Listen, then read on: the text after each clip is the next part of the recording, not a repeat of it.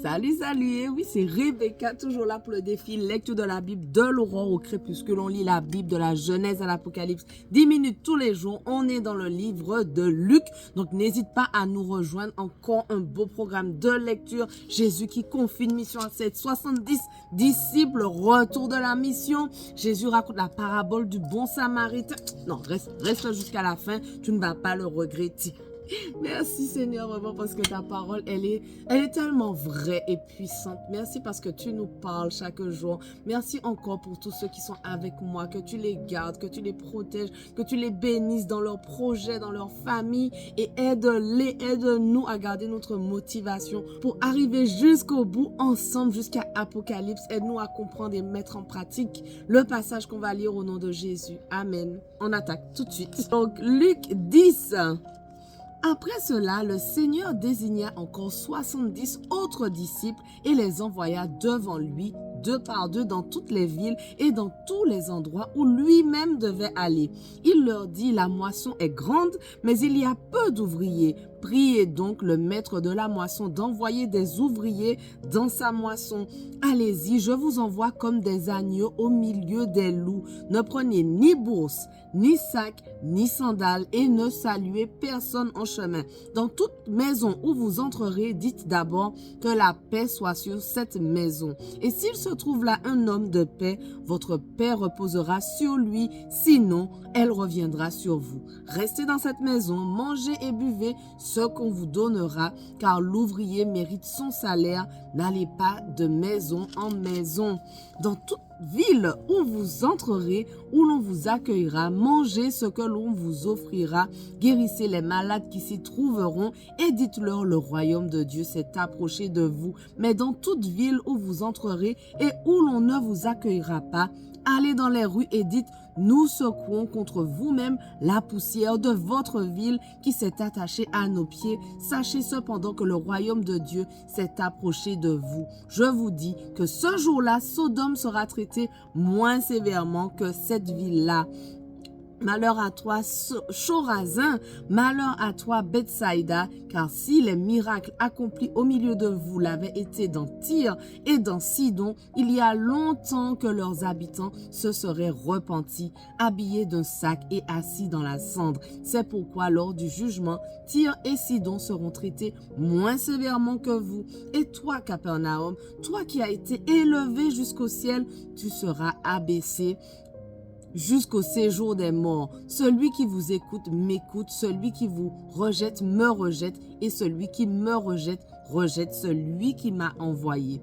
Les 70 revinrent tout joyeux et dirent, Seigneur, même les démons nous sont soumis en ton nom. Jésus leur dit, je regardais Satan tomber du ciel comme un éclair. Voici, je vous ai donné le pouvoir de marcher sur les serpents et les scorpions et sur toute la puissance de l'ennemi, et rien ne pourra vous nuire. Cependant, ne vous réjouissez pas de ce que les esprits vous sont soumis, mais réjouissez-vous de ce que vos noms sont inscrits dans le ciel. À ce moment même, Jésus fut rempli de joie par le Saint-Esprit et il dit, je te suis reconnaissant, Père, Seigneur du ciel et de la terre, de ce que tu as caché ces choses aux sages et aux intelligents et les a révélés aux enfants. Oui, Père, je te suis reconnaissant car c'est ce que tu as voulu. Mon Père m'a tout donné et personne ne sait qui est le Fils si ce n'est le Père, ni qui est le Père si ce n'est le Fils et celui à qui le Fils veut le révéler. Puis il se tourna vers les disciples et leur dit en privé, heureux les yeux qui voient ce que vous voyez. En effet, je vous le dis, beaucoup de prophètes et de rois ont désiré voir ce que vous voyez et ne l'ont pas vu, entendre ce que vous entendez et ne l'ont pas entendu. Un professeur de la loi se leva et dit à Jésus pour le mettre à l'épreuve, Maître, que dois-je faire pour hériter de la vie éternelle? Jésus lui dit, qu'est-il écrit dans la loi? Qui lis-tu? Il répondit, tu aimeras le Seigneur, ton Dieu, de tout ton cœur, de toute ton âme, de toute ta force et de toute ta pensée, et ton prochain comme toi-même. Tu as bien répondu, lui dit Jésus. Fais cela et tu vivras. Mais lui, voulant se justifier, dit à Jésus, et qui est mon prochain? Jésus reprit la parole et dit, Un homme descendait de Jérusalem à Jéricho. Il tomba entre les mains de brigands qui le dépouillèrent, le rouèrent de coups et s'en allèrent en le laissant à moitié mort. Un prêtre qui par hasard descendait par le même chemin vit cet homme et passa à distance. De même aussi, un lévite arriva à cet endroit, il le vit et passa à distance, mais un samaritain qui voyageait arriva près de lui et fut rempli de compassion lorsqu'il le vit. Il s'approcha et banda ses plaies en y versant de l'huile et du vin. Puis il le mit sur sa propre monture, le conduisit dans une auberge et prit soin de lui. Le lendemain, à son départ, il sortit 2 pièces d'argent, les donna à l'aubergiste et dit: prends soin de lui et ce que tu dépenseras en plus, je te le rendrai à mon retour. Lequel de ces 3 te semble avoir été le prochain de celui qui était tombé au milieu des brigands?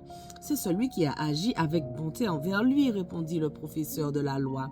Jésus lui dit donc: va agir de la même manière toi aussi.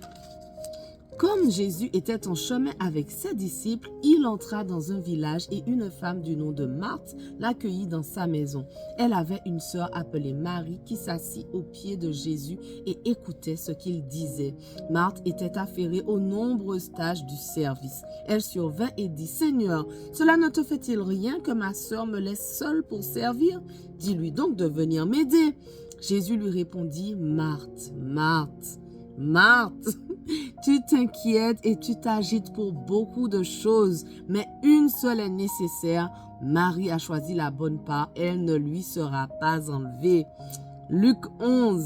Jésus priait un jour dans un certain endroit. Quand il eut fini, un de ses disciples lui dit: Seigneur, enseigne-nous à prier, tout comme Jean l'a enseigné à ses disciples. Il leur dit: quand vous priez, dites: Notre Père céleste, que la sainteté de ton nom soit respectée, que ton règne vienne, que ta volonté soit faite sur la terre comme au ciel. Donne-nous chaque jour notre pain quotidien. Pardonne-nous nos péchés, car nous aussi nous pardonnons à toute personne qui nous offense, et ne nous expose pas à la tentation, mais délivre-nous du mal. Il leur dit encore: supposons que l'un de vous est un ami et qu'il aille le trouver au milieu de la nuit pour lui dire: mon ami, prête-moi 3 pains, car un de mes amis est arrivé de voyage chez moi et je n'ai rien à lui offrir. Supposons que de l'intérieur de sa maison, cet ami lui réponde: ne m'ennuie pas, la porte est déjà fermée, mes enfants et moi sommes au lit, je ne peux pas me lever pour te donner des pains.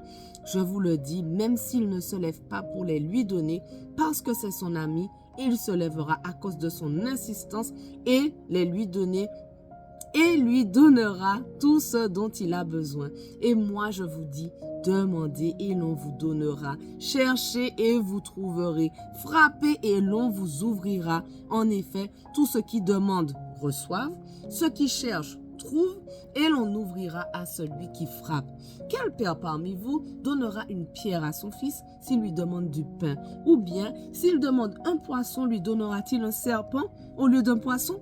Ou bien, s'il demande un œuf, lui donnera-t-il un scorpion? Si donc mauvais comme vous l'êtes, vous savez donner de bonnes choses à vos enfants, le Père Céleste donnera d'autant plus volontiers le Saint-Esprit à ceux qui le lui demandent. Jésus chassa un démon qui était muet. Lorsque le démon fut sorti, le muet se mit à parler et la foule fut dans l'admiration. Cependant, quelques-uns dirent: c'est par Belzébul, le prince des démons, qu'il chasse les démons. D'autres, pour le mettre à l'épreuve, lui demandaient un signe venant du ciel.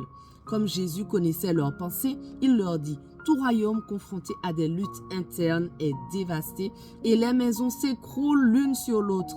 Si donc Satan lutte contre lui-même, comment son royaume subsistera-t-il, puisque vous dites que je chasse les démons par Belzébul? Si moi, je chasse les démons par Belzébul, vos disciples, par qui les chassent-ils? C'est pourquoi ils seront eux-mêmes vos juges. Mais si c'est par le droit de Dieu que je chasse les démons, alors le royaume de Dieu est venu jusqu'à vous. Lorsqu'un homme fort et bien armé garde sa maison, ce qu'il possède est en sécurité. Mais si un autre plus fort que lui survient et le maîtrise, il lui enlève toutes les armes sur lesquelles il comptait et distribue ses biens à d'autres. Voilà, notre passage du jour touche déjà à sa fin, mais on continue dès demain. On ne lâche rien. Allez, sois béni.